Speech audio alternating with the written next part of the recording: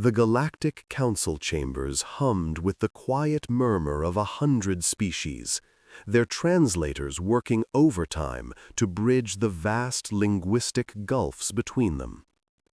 Ambassador Helena Chen stood at the human delegation's podium, her face a mask of diplomatic composure that had taken decades to perfect. The chamber itself was a marvel of engineering, a vast dome of crystalline material that filtered the harsh light of the station's artificial sun, casting prismatic shadows across the assembled representatives. Today was supposed to be a routine session. Trade agreements, border disputes, the mundane machinery of interstellar governance. It was anything but routine.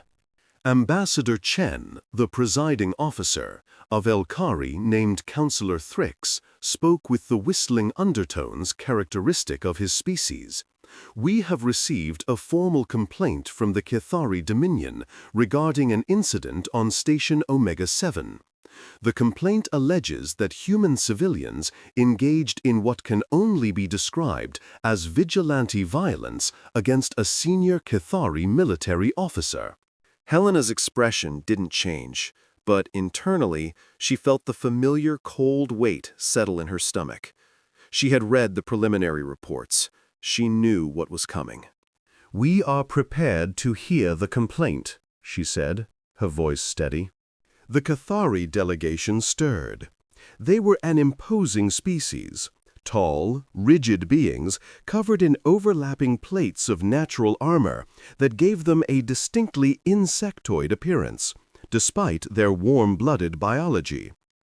Their representative, military adjutant Vexnar, rose to his full height of nearly 3 meters, his mandibles clicking in what the translator rendered as righteous indignation. 18 standard cycles ago, Vexnar began, his voice a harsh rasp. Senior Officer Krathvor of the Cathari Dominion was conducting a routine patrol through the mixed-species habitat zone of Station Omega-7. During this patrol, he encountered a human juvenile who was obstructing his path. When the juvenile failed to move quickly enough, Officer Krathvor administered a standard compliance correction. The chamber was silent. Helena noticed several of the other delegations shifting uncomfortably.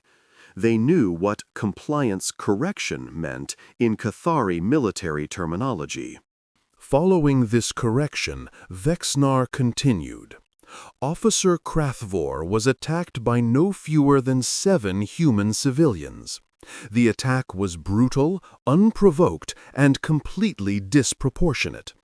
Officer Krathvor sustained severe injuries, including the fracturing of his primary carapace, damage to his respiratory membranes, and the complete severing of his left secondary manipulator arm. A ripple of murmurs passed through the chamber. The Cathari were known for their physical resilience. For humans to have inflicted such damage, "We demand immediate reparations," Vexnar declared. "We demand the arrest and extradition of the humans responsible. And we demand a formal apology from the human collective for this act of barbarism." Counselor Thrix turned his bulbous eyes toward the human delegation. "Ambassador Chen, how does humanity respond to these allegations?" Helena took a slow breath. She had prepared for this moment. She had reviewed every piece of surveillance footage, every witness statement, every medical report. She knew exactly what had happened on Station Omega-7. "Counselor Thrix," she began, her voice carrying clearly through the chamber, "before I respond to the Cathari complaint, I would like to request that the Council view the full surveillance record of the incident in question. I believe context is essential here." "The Cathari object," Vexnar said quickly, "the footage is not relevant to—" "The Council will view the footage," Thrix interrupted, his whistling voice carrying a note of finality. Transparency is the foundation of justice. Proceed, Ambassador Chen. Helena nodded to her aide, who activated the central holographic display. The chamber lights dimmed as the footage began to play. Station Omega-7 was a typical mixed-species habitat, a sprawling complex of interconnected modules designed to accommodate the varied environmental needs of the Galactic Council's member species. The human quarter was a relatively modest section, home to approximately 3,000 humans who worked in various capacities throughout the station. The footage showed a wide corridor in the commercial district, where species from across the galaxy mingled in a constant flow of commerce and conversation. The timestamp read 14:32 Standard Galactic Time. A small figure appeared in the frame. A human child, perhaps 8 years old by Earth standards, with curly dark hair and a bright yellow jacket. She was walking alone, her attention focused on a small datapad in her hands. Behind her, the crowd parted suddenly as a massive Cathari officer pushed through. Officer Krathvor was an imposing figure, even by Cathari standards. His carapace was decorated with the ceremonial scars of military service, and he moved with the arrogant confidence of someone accustomed to having others move out of his way. The child didn't notice him.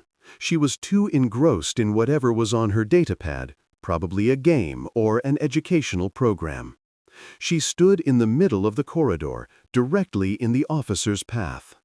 Krathvor didn't slow down. "Move, creature!" the translator rendered his barked command. The child looked up, startled. Her eyes went wide with the universal expression of a young being suddenly confronted with something large and frightening. She froze, as children often do. Krathvor didn't wait. His armored arm swung in a casual backhanded strike, catching the child across the face with enough force to lift her small body off the ground and send her tumbling across the polished floor. The datapad shattered on impact. The yellow jacket was smeared with blood. The child didn't move. For a moment, the corridor was frozen. Dozens of beings of various species stood paralyzed, their eyes fixed on the crumpled form of the human child and the Cathari officer who had struck her. Krathvor looked down at the child with an expression that the translator struggled to interpret, something between contempt and boredom. He stepped over her body and continued walking. He made it exactly 4 steps.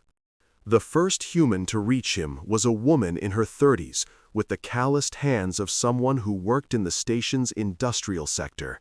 She didn't say anything. She simply launched herself at the Cathari officer with a scream of pure, primal rage. The Cathari are a physically formidable species. Their natural armor can deflect most small arms fire, and their strength is approximately twice that of an average human. In a fair fight, a human should have no chance against one. But this wasn't a fair fight. The woman hit Krathvor like a missile, her momentum carrying them both to the ground. Before the officer could recover, 2 more humans joined her, a man in a business suit and a teenager who couldn't have been older than 17. They didn't fight with technique or strategy. They fought with something far more dangerous, absolute, overwhelming fury. More humans appeared. Some came running from nearby shops. Others emerged from the crowd, their faces transforming as they saw what had happened to the child. Within seconds, 7 humans had descended on the Cathari officer. The footage was difficult to watch. The humans used their fists, their feet, their teeth. They used whatever was at hand, a broken piece of furniture, a food container, their own bodies as weapons. They didn't fight to subdue or to capture. They fought with the singular purpose of destruction. Krathvor struggled, his armored limbs flailing, his mandibles snapping. He was stronger than any individual human. But there were 7 of them, and they were not fighting as individuals. They were fighting as a pack, as a swarm, as something ancient and terrible that had awakened from the depths of human evolutionary history. When station security finally arrived, nearly 3 minutes later, they found Krathvor barely breathing, his carapace cracked in multiple places, one arm torn completely off. The 7 humans stood around him, breathing heavily, their hands covered in the officer's blue-green blood. None of them tried to run. None of them resisted arrest. They simply stood there, watching as medical teams rushed to the fallen child, as emergency responders tried to stabilize the shattered Cathari officer. The child was unconscious. Her skull was fractured. Her jaw was broken in 3 places. Internal bleeding had already begun to claim her small body. The footage ended. The chamber was absolutely silent. Helena let the silence stretch for a long moment before she spoke. "Counselor Thrix, members of the council," she said, her voice cutting through the stunned atmosphere. "The child in that footage is Lily Vasquez. She is 7 years old. She was visiting Station Omega-7 with her father, who works as an engineer in the station's life support division. She was walking to a restaurant to meet him for lunch when Officer Krathvor struck her." She paused, letting her words sink in. Lily Vasquez did not obstruct Officer Krathvor's path. She was simply a child, momentarily distracted, standing in a public corridor. She posed no threat. She offered no resistance. She was 7 years old. Vexnar's mandibles clicked rapidly. The human juvenile was impeding the progress of a senior military officer. Compliance correction is standard protocol. "A 7-year-old child," Helena interrupted, her voice rising, "is not a tactical obstacle. She is not a security threat. She is a child. And your officer struck her with enough force to fracture her skull and break her jaw in 3 places. Cathari compliance protocols." "Your compliance protocols," Helena said, and now there was ice in her voice, "are irrelevant. That child was not a citizen of the Cathari Dominion. She was not subject to your laws. She was a human child, protected by the Galactic Convention on Species Rights, which your Dominion signed when you joined this council." She turned to address the chamber at large.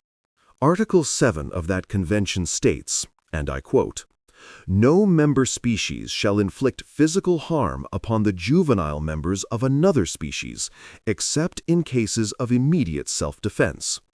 Officer Krathvor was not defending himself. He was asserting dominance over a child who had the audacity to exist in his path. Counselor Thrix leaned forward, his whistling voice thoughtful. "Ambassador Chen, your points regarding the convention are well taken. However, the response of the human civilians cannot be ignored. 7 individuals attacked a single officer and inflicted grievous harm. Surely this was disproportionate." Helena's eyes hardened. "Was it? I beg your pardon?" "Was it disproportionate?" Helena repeated. "Let me explain something to this council about humanity. Something that I suspect many of you do not fully understand." She stepped out from behind her podium and walked to the center of the chamber floor, directly beneath the central holographic display. "When humans first made contact with the galactic community," she began, "we were categorized as a Class 7 Deathworld species.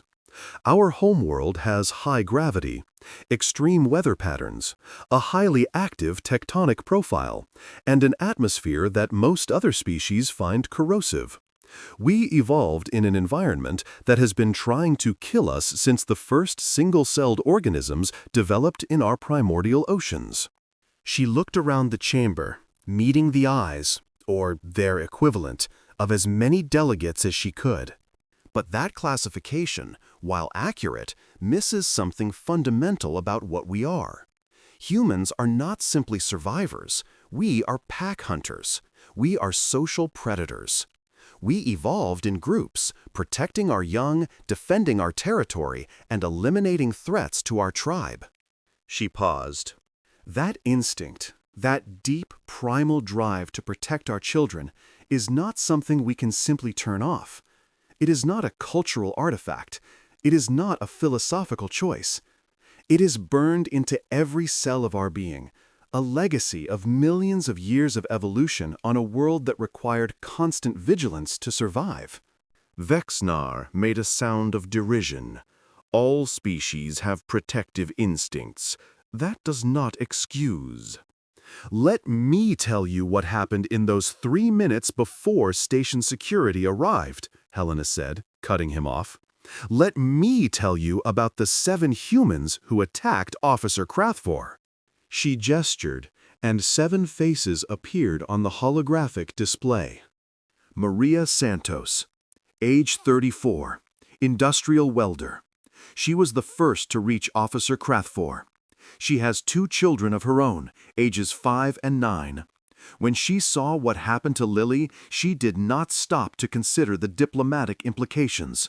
She did not calculate the risk to herself.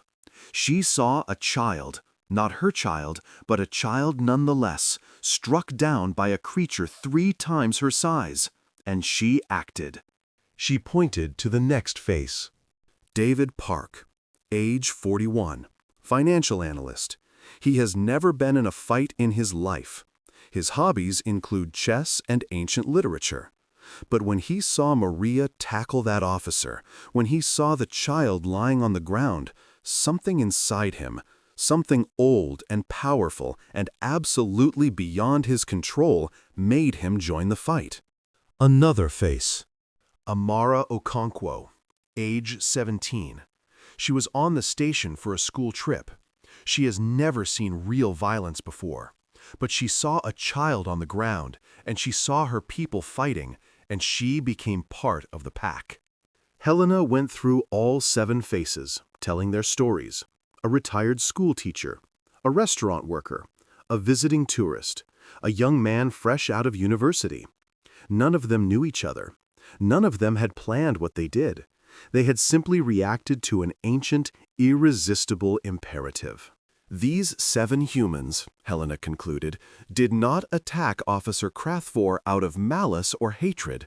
They attacked him because every fiber of their being screamed that a child was in danger, and they could not stand by and do nothing. She returned to her podium and faced Vexnar directly. You ask if their response was disproportionate. I ask you this. What would you have had them do? What would you have had any of us do?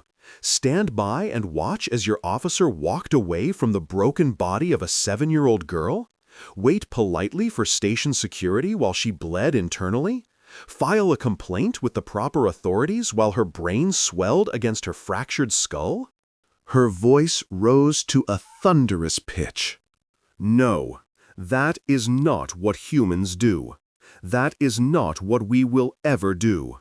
You struck our child, and we struck back.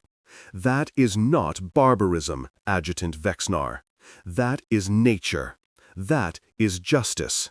That is what it means to cross a species that evolved on a death world. The chamber was utterly silent. Counselor Thrix eventually broke the silence, his voice carefully neutral. This council faces a difficult decision. On one hand, we have a clear violation of the Convention on Species Rights by Officer Krathvor. On the other hand, we have an equally clear instance of vigilante violence by human civilians. Both actions require response. Helena nodded. Humanity acknowledges that the 7 individuals in question acted outside the bounds of station law. They will face appropriate legal proceedings for their actions.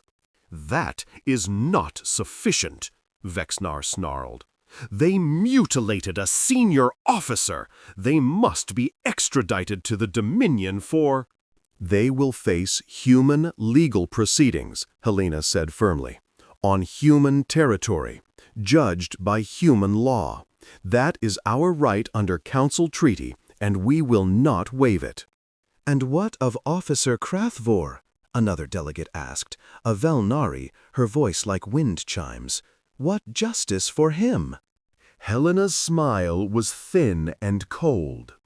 Officer Krathvor struck a 7-year-old child with sufficient force to cause life-threatening injuries.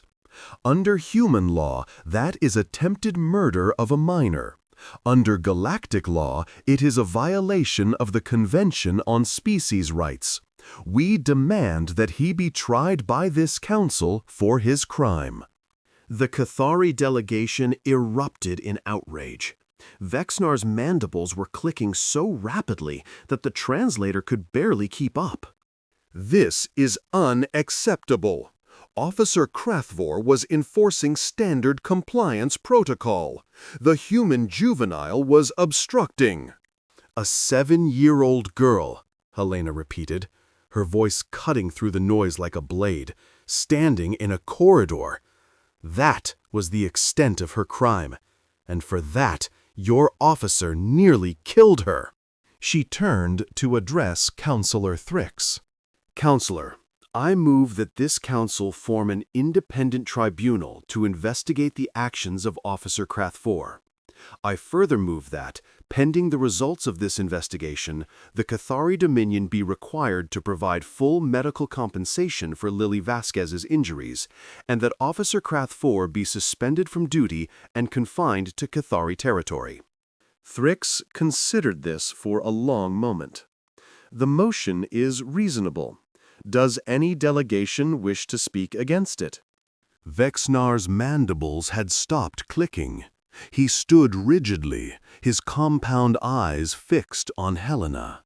The Cathari Dominion, he said slowly, does not recognize the authority of this council to judge the actions of our military personnel. Then the Cathari Dominion, Helena replied calmly, can leave the council. But if you wish to remain a member of this body, you will submit to its laws. That includes the Convention on Species Rights, which you signed, which you ratified, and which your officer violated when he struck a child. The silence stretched. Finally, Counselor Thrix spoke. We will take a recess to allow delegations to consider their positions. This council will reconvene in 2 standard hours. The human delegation's private chamber was small but comfortable, a concession to the species' relatively recent membership in the council. Helena slumped into a chair the moment the door sealed behind her, the mask of diplomatic composure finally slipping. That went about as well as could be expected, her aide, Marcus Kim, said quietly. The Vilnari and the Tethys delegations seemed sympathetic. Sympathy won't be enough, Helena murmured. The Cathari have too much economic leverage. Half the council trades with them for raw materials. You think they'll vote against the tribunal? I think they'll abstain, which amounts to the same thing. Helena rubbed her temples. What's the latest on Lily? Marcus consulted his datapad.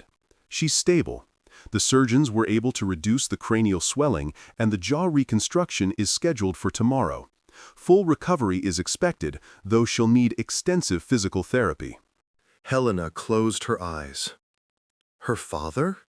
Devastated. But he's been asking about the people who defended her. He wants to thank them. They're still in custody? For now. Station security is holding them pending the council's decision.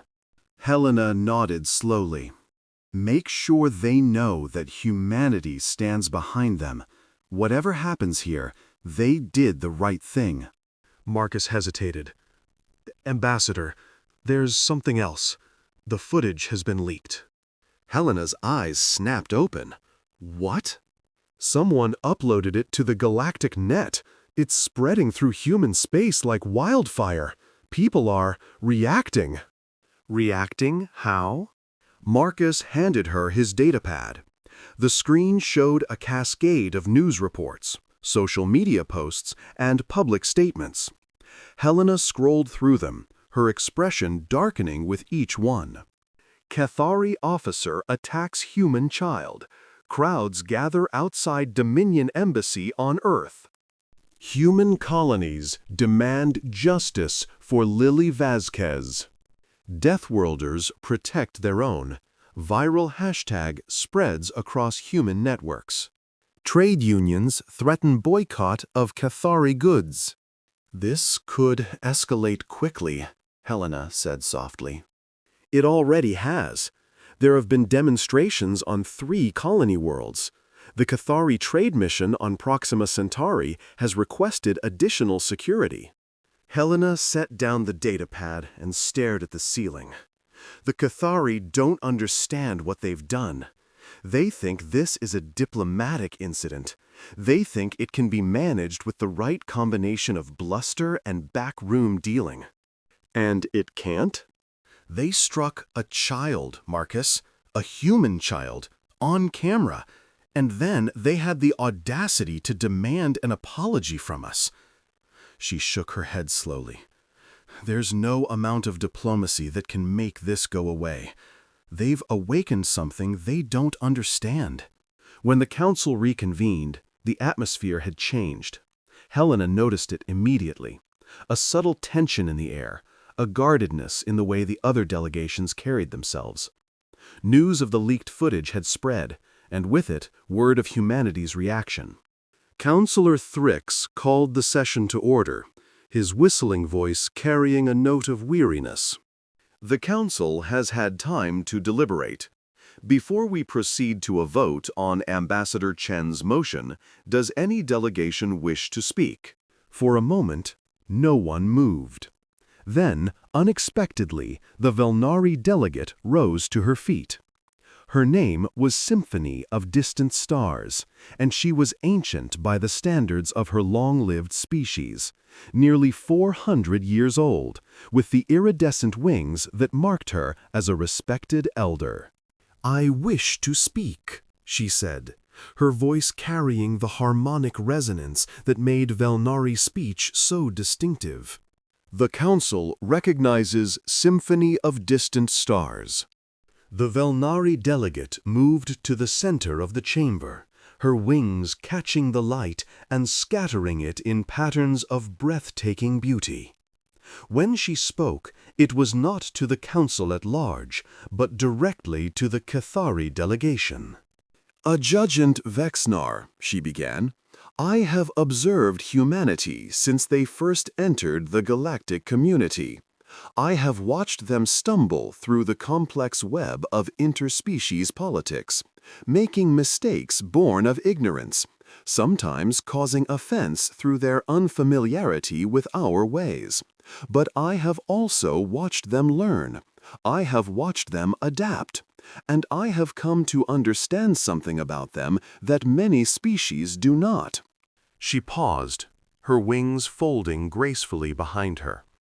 Humans are dangerous, not in the way that the Krathvor are dangerous, through superior strength or advanced weapons. Humans are dangerous because they care. They care about their families, their communities, their ideals. They care with an intensity that most species find frightening. And when something they care about is threatened, they respond with a ferocity that defies rational calculation. Vexnar made a dismissive gesture. "This is irrelevant sentiment." "It is not irrelevant," Symphony of Distant Stars said, her voice suddenly sharp. "It is the core of what happened on Station Omega-7. Your officer struck a child, Adjutant, not a soldier, not a spy, a child. And in that moment, he triggered something ancient and terrible in every human who witnessed it." She turned to face the full council. "I have studied the history of humanity's homeworld. I have read their legends and their literature, their scientific papers and their philosophical treatises. Do you know what I found? Humans have a concept they call protective aggression. It is a biological response that overrides higher reasoning when they perceive a threat to their young. It is not a choice. It is not a strategy. It is instinct, pure, powerful, and absolutely beyond their conscious control. She gestured toward the holographic display, where a frozen image of Lily Vasquez's crumpled body still lingered. When Officer Krathvor struck that child, he did not merely commit a crime. He activated a response pattern that humans have evolved over millions of years. The 7 individuals who attacked him were not acting as rational agents making calculated decisions. They were acting as nature designed them to act, as protectors of the young, as defenders of the pack, as members of a species that survived their brutal homeworld by caring for each other with absolute, unwavering ferocity. She fixed her gaze on Vexnar. You demand reparations. You demand extradition. You demand an apology. But you do not understand what you are dealing with.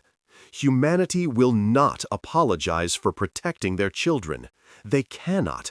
It would be like asking them to apologize for breathing or for having hearts that beat. It is simply what they are. The Velnari elder returned to her seat, her wings settling around her like a cloak. Counselor Thrix waited a moment before speaking. Does any other delegation wish to address the council? Silence. Then we will proceed to a vote. The motion before us is twofold. First, the establishment of an independent tribunal to investigate the actions of Senior Officer Krathvor. Second, the requirement that the Cathari Dominion provide full medical compensation for the injured human child. How does each delegation vote?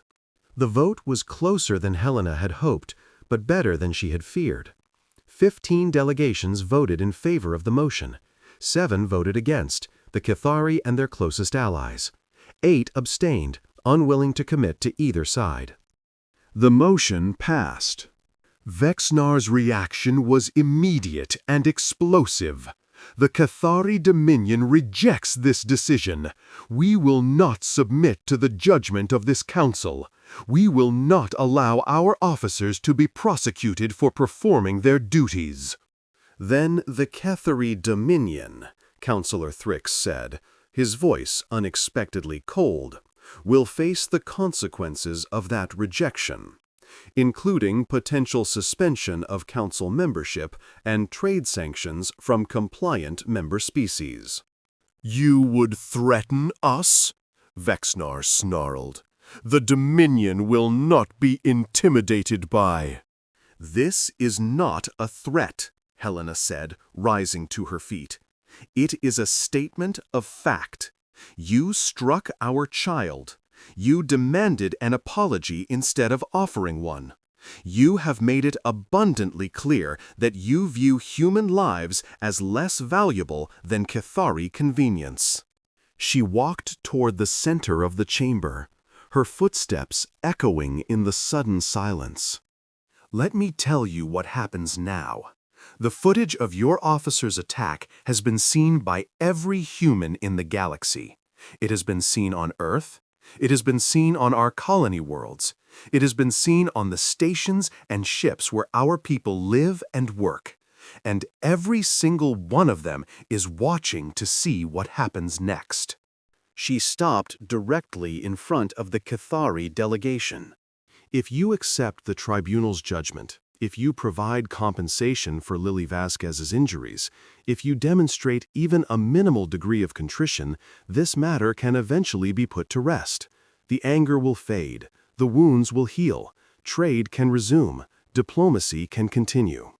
Her voice dropped, becoming almost conversational. But if you continue to refuse responsibility, if you continue to treat the near death of a 7-year-old girl as an acceptable cost of enforcing your military protocols, then you will face something that your Dominion has never encountered before.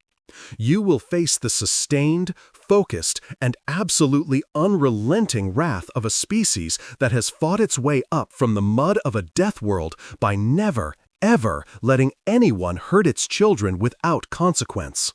She leaned in close, close enough that Vexnar could see the cold fire in her eyes. "We are humans. We are Deathworlders, and we protect our own, always, without exception, without mercy." She turned and walked back to her podium. "This session is concluded," Counselor Thrix announced, his voice slightly shaky. "The tribunal will convene in 3 standard days." 3 standard days later, the tribunal convened in a smaller chamber, one specifically designed for judicial proceedings. The panel consisted of 5 judges, drawn from 5 different species, none of which had close ties to either humanity or the Cathari Dominion. Officer Krathvor was present, his injuries still visible despite extensive medical treatment. The left side of his carapace was a patchwork of regenerative plating, and the stump where his arm had been was still bandaged. He sat rigidly in a specially designed restraint frame, his compound eyes fixed forward. Helena watched from the observation gallery as the prosecutor, a Tethys legal specialist named Current Through Deep Waters, presented the evidence against him. "The facts of this case are not in dispute. Current Through Deep Waters began, their tentacles flowing in the complex gestures that accompanied Tethys' speech. The visual record clearly shows Officer Krathvor approaching the human child, Lily Vasquez. It shows the child standing in the corridor, not moving aggressively, not speaking, not making any hostile gesture. It shows Officer Krathvor striking the child with his armored arm, causing her to be propelled several meters through the air. It shows the child lying on the ground, injured and bleeding, while Officer Krathvor steps over her body and continues walking. The prosecutor activated a holographic display showing medical images. The child's injuries were severe: cranial fracture with associated cerebral edema, mandibular fractures at 3 distinct points, internal contusions to the lung and liver, laceration of the spleen requiring emergency surgery. The medical team estimates that without immediate intervention, the child would have died within hours. Current Through Deep Waters turned to face the tribunal. The defense has argued that Officer Krathvor was acting within the bounds of Cathari military protocol. They have argued that the child was obstructing his path, and that compliance correction was an appropriate response. But I would remind this tribunal that the Galactic Convention on Species Rights, which the Cathari Dominion has signed and ratified, explicitly prohibits the infliction of physical harm upon the juveniles of other species, except in cases of immediate self-defense. The prosecutor's tentacles curled in a gesture of emphasis. A 7-year-old human child, standing in a corridor looking at a datapad, does not constitute an immediate threat. The force used by Officer Krathvor was not defensive, it was punitive. It was designed to cause pain and injury as a means of asserting dominance. This is, by any reasonable definition, assault upon a minor. The defense counsel, a Cathari legal specialist, rose to respond. Their argument was predictable, that compliance correction was a standard practice, that the officer had no way of knowing that human juveniles were so fragile, that the convention's protections should be interpreted narrowly.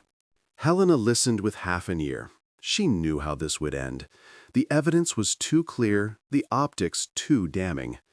Even the Cathari allies on the council had distanced themselves from Krathvor's actions. The only question was the severity of the sentence. After 3 hours of testimony and argument, the tribunal retired to deliberate. The verdict came down the following morning. Senior Officer Krathvor, The lead judge, a Velkari elder named Wisdom in Shadow, announced, "This tribunal finds you guilty of assault upon a minor in violation of the Galactic Convention on Species Rights. The evidence clearly demonstrates that your actions were neither necessary nor proportionate, and that they resulted in grievous harm to a child who posed no threat to you whatsoever." Krathvor's mandibles clicked rapidly, but he said nothing. However, Wisdom in Shadow continued, "This tribunal is also mindful of the violence that was subsequently inflicted upon you by human civilians. While we understand the emotional context of their response, and while we acknowledge the powerful biological imperatives that drove their actions, we cannot condone vigilante justice. The rule of law must prevail, even in circumstances where our sympathies may lie with those who broke it." Helena felt her stomach tighten. "Therefore, this tribunal renders the following judgment. Officer Krathvor is hereby sentenced to 15 standard years of confinement in a council rehabilitation facility, followed by permanent exile from all mixed-species habitats. He is further stripped of all military rank and honors, and is permanently barred from service in any capacity that involves interaction with non-Cathari species." A murmur passed through the gallery. "Additionally," Wisdom in Shadow continued, "the Cathari Dominion is ordered to provide full compensation for Lily Vasquez's medical expenses, ongoing care, and psychological support. The Dominion is further ordered to issue a formal apology to the Vasquez family and to the human collective for the actions of their officer." The judge turned to look directly at the human observation gallery. "As for the 7 human civilians who attacked Officer Krathvor, this tribunal recognizes that their actions were driven by deep-seated biological imperatives that are not fully subject to conscious control. We further recognize that they acted in immediate response to the brutal assault of a child, and that their violence, while excessive, was not unprovoked.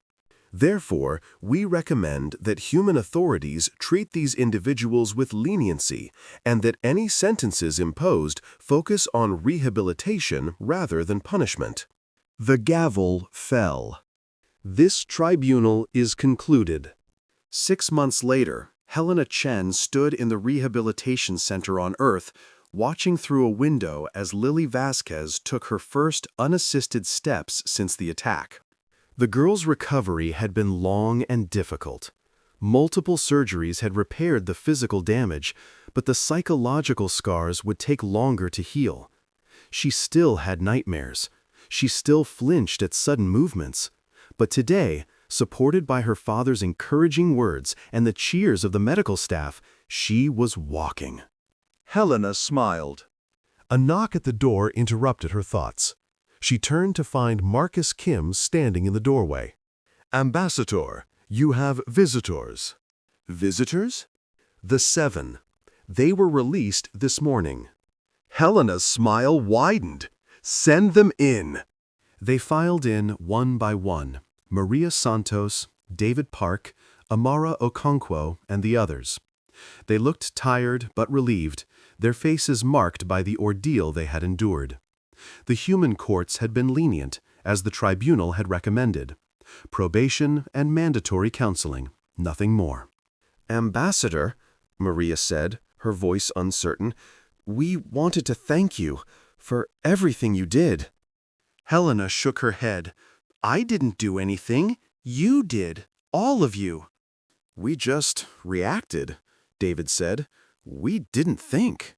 "I know. That's exactly the point." Helena gestured toward the window. "Look." They turned to see Lily, now walking freely across the room, a brilliant smile on her face as her father swept her up in a careful hug. "You protected her," Helena said quietly. "When no one else could, you protected her. That's not something to apologize for. That's something to be proud of." Maria wiped at her eyes. The council said we were. What was the phrase? Driven by biological imperatives. You were. We all are. It's who we are. It's what makes us human. Helena turned to face them fully. The galaxy is a big place, full of species that are stronger than us, faster than us, more technologically advanced than us. But none of them have what we have. None of them will fight for their children the way we will.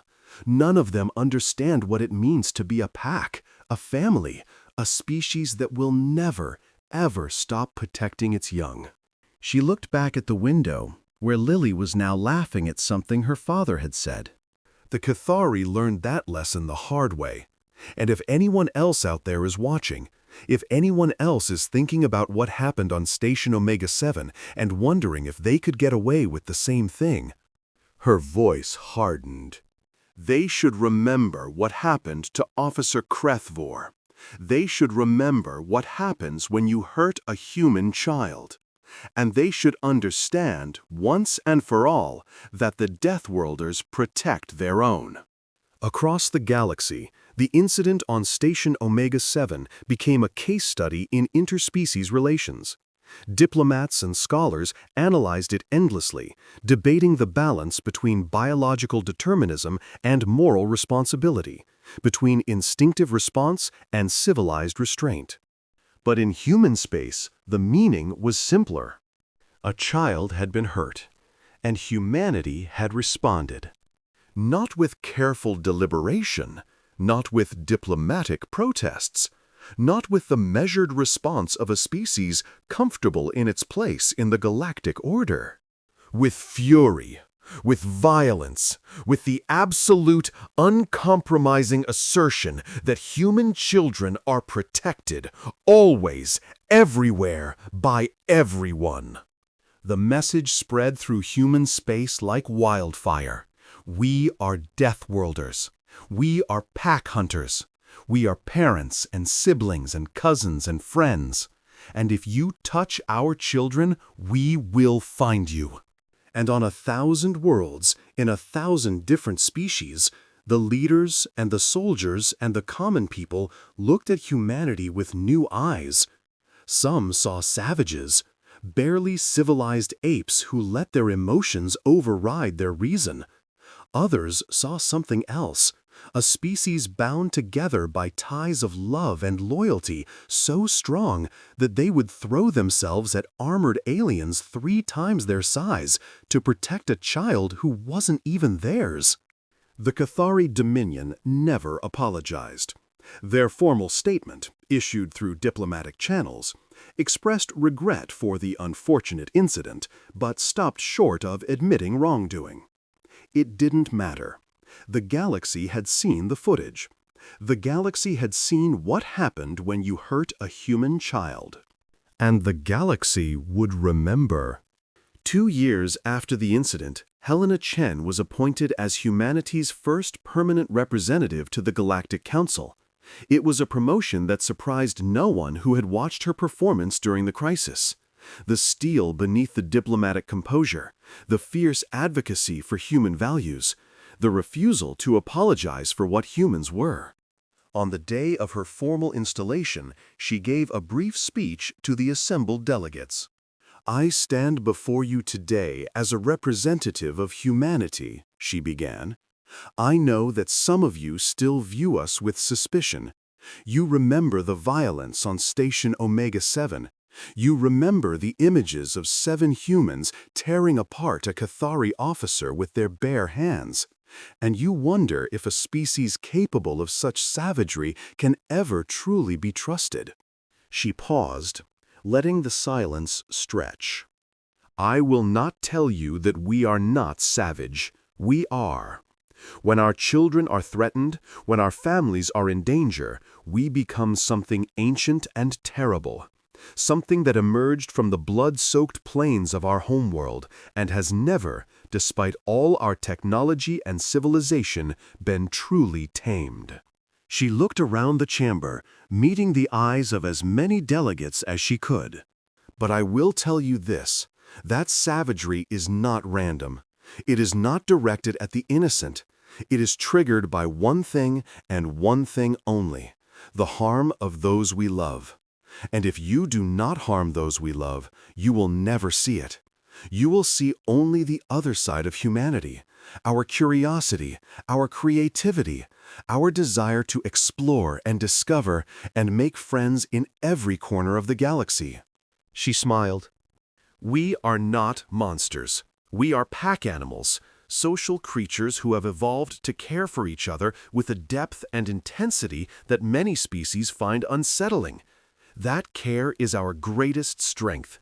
It is what drove us to the stars, what motivated us to reach out to alien civilizations despite every reason to be afraid, what makes us willing to risk everything for the people we love. She raised her voice, letting it carry through the chamber.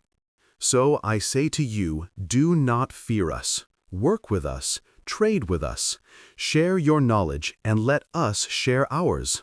Let us build something together that none of us could build alone.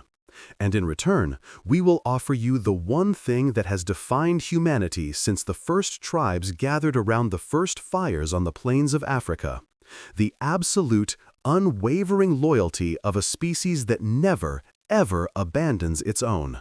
She lowered her voice, but her words still carried to every corner of the chamber. And if you ever feel threatened, if you ever face a danger too great to handle alone, remember what happened on Station Omega 7.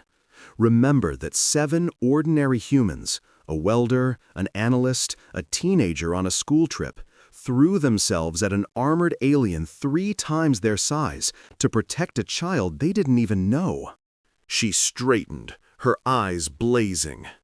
Imagine what we would do for our friends. In the years that followed, humanity's reputation in the galaxy underwent a gradual transformation. The incident on Station Omega 7 remained a cultural touchstone, referenced in diplomatic meetings and academic papers and popular entertainment. But its meaning shifted. At first, it had been a warning: do not cross the Deathworlders. But as humanity integrated more fully into galactic society, as human traders and diplomats and scientists proved themselves to be reliable partners, the meaning evolved. It became a promise. Not a threat, but a covenant. A statement of who and what humanity was, and what they would do for those they cared about. Other species began to seek out human allies, not despite their protective ferocity, but because of it. Because if you were a friend of humanity, you could count on them to fight for you with the same intensity they would fight for their own children. The 7 humans who had attacked Officer Krathfor became minor celebrities in human space. They gave interviews and wrote memoirs and spoke at conferences about interspecies relations. Their message was always the same: they hadn't been heroes. They hadn't made a choice. They had simply been human. And Lily Vasquez? She grew up. She completed her education. She became a diplomat, following in the footsteps of the ambassador who had defended her case before the Galactic Council. Her specialty was conflict resolution, helping species navigate the complex terrain of interspecies misunderstanding, finding common ground between beings who saw the universe in fundamentally different ways. She was particularly effective with species that had historically had difficulty understanding human emotional responses. She would tell them her story, show them the footage of her own attack and rescue, and explain what it meant. Humans are not complicated, she would say. We're actually very simple. We love our families, we protect our children, we fight for what we believe in. Everything else is just details. And sometimes, when the negotiations were going badly, when it seemed like no agreement was possible, she would lean in close and remind them of something. I am alive today, she would say, because 7 strangers saw me in danger and did not hesitate. They did not calculate the odds. They did not consider the consequences. They saw a child in need and they acted. That is who we are. That is what we are, and if you become our friends, we will do the same for you." It was a powerful argument. It usually worked. 50 years after the incident on Station Omega-7, the Galactic Council celebrated the anniversary with a formal ceremony. Delegates from across the galaxy gathered to mark the moment that had, in many ways, defined humanity's place in the interstellar community. Ambassador Lily Vasquez delivered the keynote address. She was in her late 50s now, her dark hair streaked with silver, her face marked by decades of diplomatic service. But there was still something of the child she had been, a brightness in her eyes, a warmth in her smile that had survived everything she had endured. 50 years ago, she began, a Cathari officer struck me and left me for dead in a corridor on Station Omega-7. I was 7 years old. I don't remember the attack itself. The memories are mercifully gone, lost to trauma and medical intervention. But I remember what came after. I remember waking up in a hospital, surrounded by my father and by medical professionals from half a dozen species. I remember learning what had happened, piecing together the story from news reports and official records and the testimony of witnesses. She paused, her eyes scanning the assembled delegates. And I remember learning about the 7 humans who saved me. Maria Santos, David Park, Amara Okonkwo, and the others. I've met all of them. I've thanked all of them. I've spent my career trying to live up to what they did for me. She smiled. But the truth is, I can never truly repay them. Because what they gave me wasn't just my life. It was a story. A story about who we are as a species. A story about what it means to be human in a galaxy full of beings that are stronger, older, more advanced than we are. She raised her voice. The Cathari called us savages. They said we were barbaric, uncivilized, driven by instinct rather than reason. And in a sense, they were right. When a child is in danger, we do not stop to reason. We do not calculate the odds. We act swiftly, decisively, with everything we have. She looked around the chamber. But that is not savagery. That is love. That is the bond that holds our species together, the fire that has driven us from the caves to the stars. It is our greatest strength and our defining characteristic. We are the species that will never, ever stop fighting for our children. She straightened, her voice ringing through the chamber. So today, on this anniversary, I want to send a message to every species in this galaxy. Not a warning, not a threat, a promise. Humanity will be your partner, your friend, your ally. We will trade with you honestly and work with you fairly. We will share our knowledge and learn from yours. We will help you when you are in need and stand beside you when you face danger. Her eyes blazed. But if you hurt our children, if you raise your hand against the young and the innocent, you will face the full force of what we are. Not because we choose to be violent, but because we cannot be otherwise.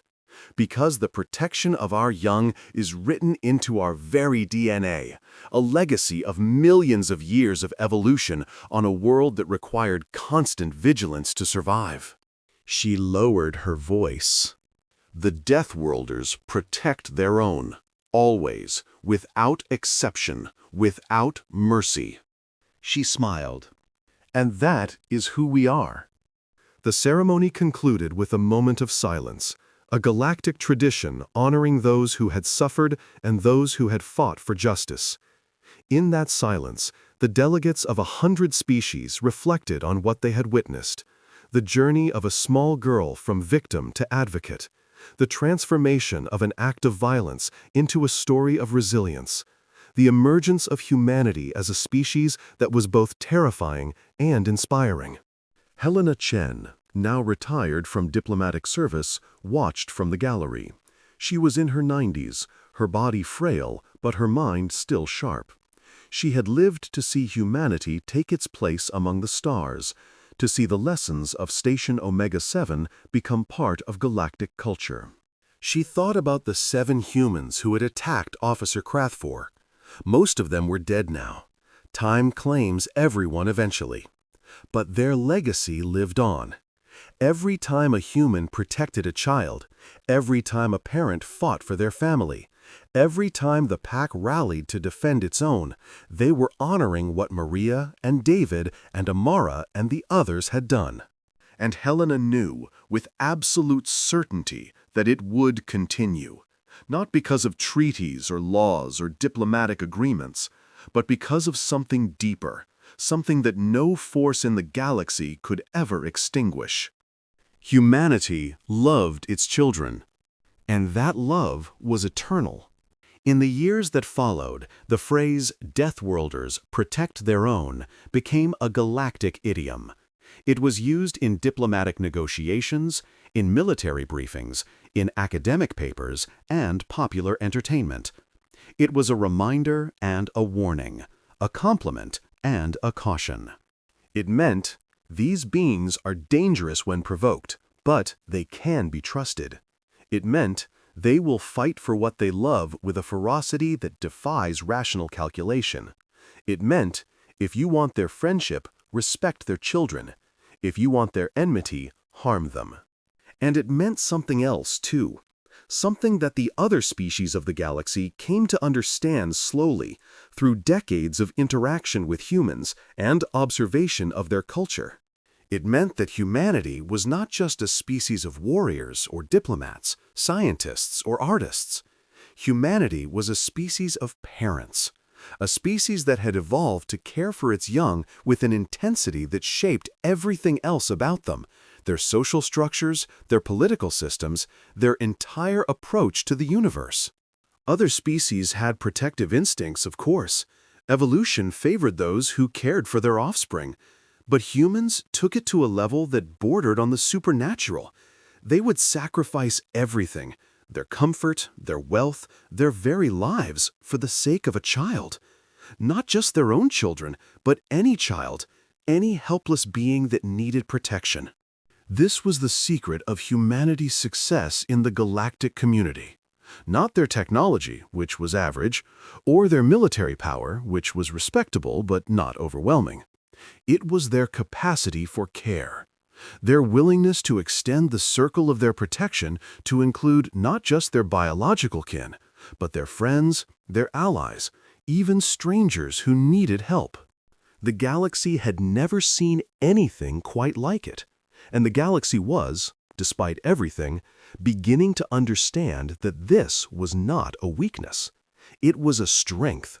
The strength that had carried humanity from the plains of Africa to the stars, and that would carry them even further in the ages to come. The final chapter of the Station Omega-7 story came a century after the original incident, when a Cathari diplomatic delegation arrived on Earth for the first time. The Dominion had changed in the intervening years. The old military aristocracy had been gradually displaced by a reform movement that emphasized cooperation over dominance, trade over conquest. The new Cathari leaders were eager to repair the damage that Officer Krathfor had done to their species' reputation. The delegation was led by a young Cathari named Vextrel, the great-grandchild of Adjutant Vexnar. She had been raised on stories of the incident, not the official Dominion version, which minimized Krathvor's crime, but the true account, which her liberal parents had shared with her in secret. She had come to Earth with a specific purpose: to apologize.